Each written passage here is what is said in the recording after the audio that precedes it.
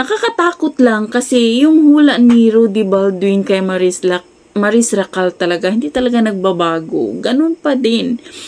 Siguro kung familiar kayo sa The Maggie de la Riva story, alam mo yung kinidnap siya, tapos kinidnap siya ng mga mayayaman na grupo, tapos ginahasa. Yun daw ang prediction, nakikita daw ni Rudy Baldwin na mangyayari sa kay Maris. Kaya sinasabi nga niya na sana mag-ingat si Maris, sana wag siyang makampante sa mga makakasama niya, sa mga taong hindi niya lubos kilala, or kahit na mga kaibigan niya. Kailangan daw talaga niyang mag-ingat. Dahil pabalik-balik na nakikita niya ang mangyayari kay Maris Racal.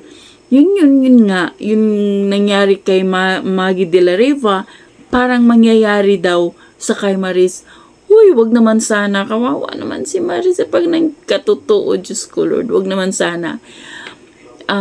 Sabi nga niya is dapat si Maris magdasal, mag-ingat, kailangan merong siguro hanap si Maris ng bodyguard niya. Huwag siyang pakampanting pupunta sa kung saan na wala siyang mga bodyguards.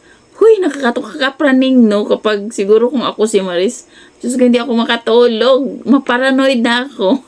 Char. So, yun lang guys. Thank you for watching. Bye. God bless everyone.